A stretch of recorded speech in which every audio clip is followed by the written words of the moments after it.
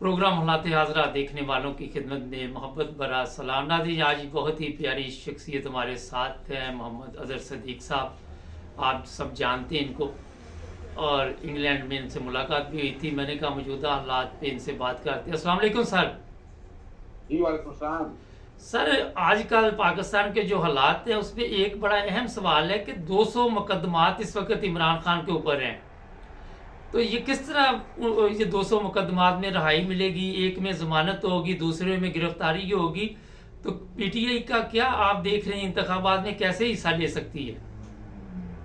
बहुत शुक्रिया जी। बुनियादी तौर पर एक बात तो बड़ी बात यह है, इसको हम पॉलिटिकल इंजीनियरिंग का लफ्ज कहते हैं जी। कि ये पॉलिटिकल इंजीनियरिंग हो रही है और इसमें हमारी अदालतें भी खामोश बैठी हैं और नजर आ रहा है कि झूठे बेबुनियाद पर्चे जो हैं वो दर्ज किए गए। और उस पे अभी तक इमरान खान साहब, अगर देखा जाए तो गैर कानूनी में अगर कह दूं तो कोई हर्ज नहीं है, एक पोशीदा केसेस के अंदर जेल के अंदर मौजूद हैं। जिस तरह साइबर, जिस तरह तोशा खाना का केस था, कोई बुनियाद नहीं थी और झूठ और फ्रॉड और प्रे पर मबनी और दायरा इख्तियार भी तय नहीं किया गया था। इमरान खान साहब की सजा वहां सस्पेंड हो चुकी हुई है। जी। और बाकी जो साइफर वाला मामला है, साइफर का केस भी कोई नहीं बनता, तो जमानत खारिज कर दी है इस्लामाबाद हाई कोर्ट ने। अब इस्लामाबाद के हाई कोर्ट के चीफ जस्टिस पर हमारे बहुत से एतराजात है, जस्टिस आमिर फारूक पर, और हम वो एतराजात उठाते रहते हैं, लेकिन उसके बावजूद वो केसेस सारे सुन रहे हैं और वो उसी नुक्ता नजर से चल रहे हैं। जो एक इंप्रेशन ये जा रहा है कि शायद कुछ खाम ख्याल जदीद जो है ना, ये बैठे हुए हैं और एक अपने तरीके से चलाना चाहते हैं इमरान खान के केस को, और जो मेरिट और कानून की धज्जियां यानी एक तरफ वो रख देते हैं। तो इसकी ये मामला भी सुप्रीम कोर्ट में जा चुका हुआ है। सुप्रीम कोर्ट के अंदर इंशाल्लाह उम्मीद है बड़ी कि एक बैलेंस बेंच बनेगा। जो हम ख्याल बेंच का जो तस्वर किया जा रहा है जैसे सरदार तारिक मसूद साहब का, कि उनके बेंच में ये केस नहीं लगेगा, ये आम किसी बेंच पे भी लग जाए और मेरिट पर सारी बातें हों तो उसको उससे बड़ी वजाहत के साथ चीजें आ जाएंगी। जहां तक बाकी केसेस जितने भी हैं वो सारे, चाहे 9 मई का सानिया हो, 9 मई में जिन लोगों ने कसूर किया है बिल्कुल उनके साथ जो आप कानून के मुताबिक कार्रवाई कर सकते हैं वो करनी चाहिए। लेकिन अभी तक खातर खा चीजें उसमें भी सामने नहीं आई हैं। इमरान खान साहब को डायरेक्ट तरीके से इन्वॉल्व किया गया। इमरान खान साहब तो 9 तारीख को गिरफ्तार थे जी। और इस्लामाबाद हाईकोर्ट के अंदर जिस तरह उन्हें गिरफ्तार किया गया, कोई वारंट ऑफ अरेस्ट सर्विस नहीं कराए गए थे, तो अल्टीमेटली सुप्रीम कोर्ट ने भी वहां से रिहाई दिलवाई थी कि ये गलत हुआ। पर उसके बाद फिर अगर आप उठाकर देख लें, यहाँ आप ये जो चीज समझने वाली है कि जितने भी केसेस हैं, कोई एक केस ऐसा नहीं है कि जो जिसको आप कह सकते हैं वो मेरिट पे बना हो और वो चल सकता हो। लेकिन अब हालात ऐसे हैं, फेस करना है। इमरान खान साहब फेस कर रहे हैं पूरे पाकिस्तान के अंदर, और हमने कुछ दरखास्तें दी थी कोर्टों के अंदर भी, और हमारे पास मिसाल मौजूद थी चाहे जहूरलाई के केसेस की और जनाब मौलाना अब्दुस्तार न्याजी साहब की। तो उनमें कोर्टों ने वो सारे के सारे मुकदमे खारिज कर दिए थे कि ये सियासी बुनियाद पर हुए हैं। लेकिन हमने यहाँ ये देखा कि चौधरी परवेज लाई के एक केस में छोड़ते हैं, दूसरे में गिरफ्तारी, दूसरे तीसरे में हम सब ये देखते आ रहे हैं कि इसमें तकरीबन पाकिस्तान तहरीक इंसाफ के साथ यही हो रहा है। एक दिन लगता है पर्चा दर्ज हो जाता है और पता भी नहीं समझ आती, और चाहे जितनी भी इन्वेस्टिगेशन करनी है आप एक दफा, कानून यही है। लेकिन यहाँ जिस तरह ये मामला चल रहा है ना, वो साबित कर रहा है कि पॉलिटिकल इंजीनियरिंग बड़ी हो रही है, मैसिव लेवल के ऊपर हो रही है। और पाकिस्तान तहरीक इंसाफ या इमरान खान साहब उसको फेस करते आए हैं और फेस करते रहेंगे कि किसी से कोई ना रो मांगा ना रो मांगेंगे। जी, बहुत शुक्रिया सर। ये बताइए कि 9 मई के वाकयात में जो लोग मुलव्वस थे, पहले उनको गिरफ्तार किया गया, कहा गया कि ये दहशतगर्द हैं, इन्होंने इस तरह जना हाउस पे हमला किया, और बाद में उनको कहा गया ये बड़े पाक साफ है, उनकी एक नई पार्टी बना के तो उन्हें पेश किया गया। ये समझ से कुछ बाहर है, लोगों को समझ नहीं आ रही कि फिर वो केस किधर गए वो सब। अच्छा, यही तो एक निजाम है ना, यही तो निजाम जो है ना, निजाम अदल के ऊपर मुंह चढ़ा रहा है कि जो लोग जाके प्रेस कॉन्फ्रेंस कर दें या टीवी इंटरव्यू कर दें या हम सॉरी या चैनल्स पे आ जाएं जी। और वो दूध की तरह धुले हो जाएंगे और हालांकि शक्लें भी नजर आ रही हैं। और दूसरी तरफ वो लोग जो आके तरीके इस्तेहकाम पाकिस्तान नहीं ज्वाइन करते या पाकिस्तान तरीके इंसाफ पैट्रियट जो बनाई है, लेकिन इसको थोड़ा सा तारीखी तौर पर आप चीजें समझते हैं। पाकिस्तान पीपल्स पार्टी को तोड़ के बनाई गई थी पाकिस्तान पीपल्स पार्टी पैट्रियट। जी पाकिस्तान मुस्लिम लीग नून में से निकली थी शाह पाकिस्तान मुस्लिम लीग काफ, जी और पाकिस्तान जो है ना तरीके इंसाफ में से जो निकली हैं, आप उनकी पजीरा ही देख लें, लोग कितने को उनके साथ हैं। वो रेंट ए क्राउड का जलसा तो आप कर लेंगे, लेकिन हकीकत मानो में ग्राउंड पे आपके पास कोई चीज नहीं है, ग्राउंड में इतनी बुरी मार पड़नी है।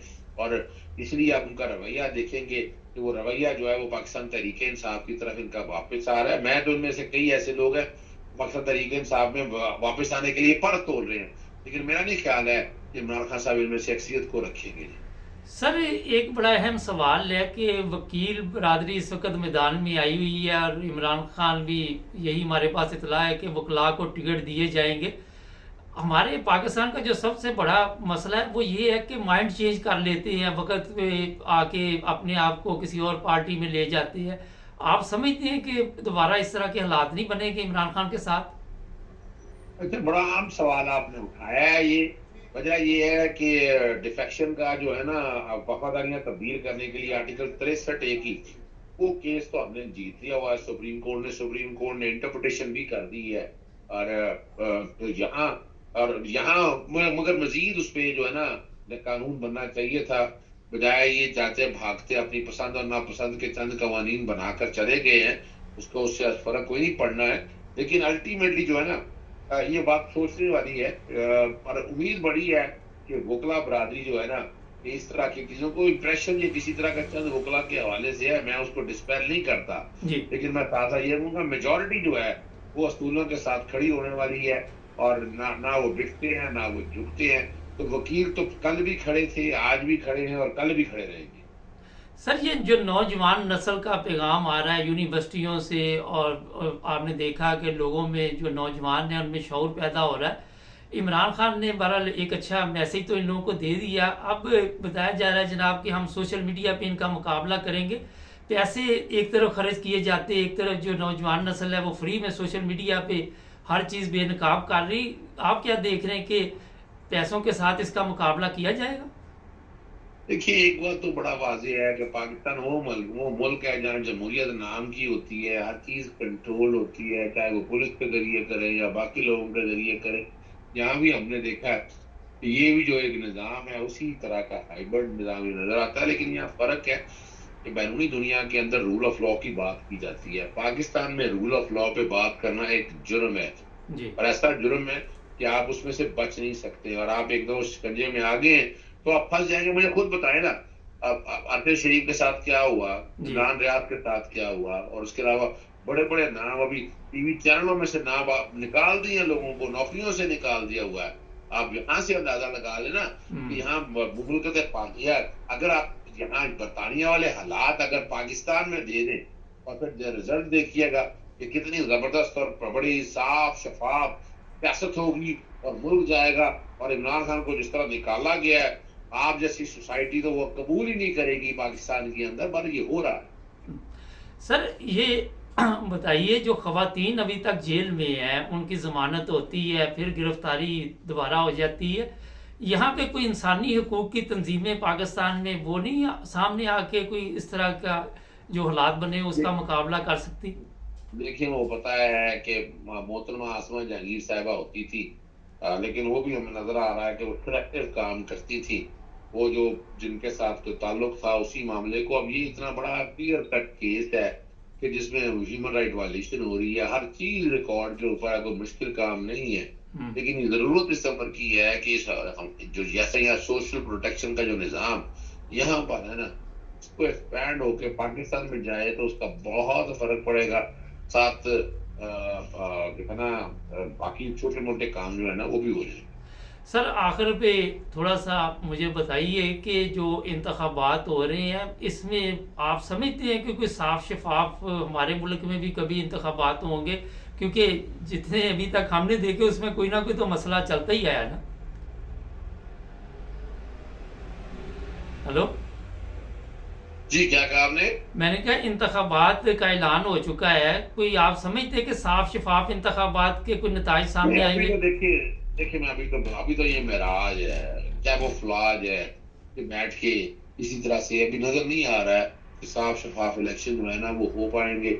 अभी तक तो लेवल प्लेइंग फील्ड अक्सर तरीके इंसाफ को दी नहीं गई, जलसे जुलूस करने की इजाजत नहीं है, और उनके बंदों के घरों से उठाना, छापे मारना, एक आम सी एक रूटीन बनी हुई है, और उसका नुकसान बहुत है इस निज़ाम के ऊपर।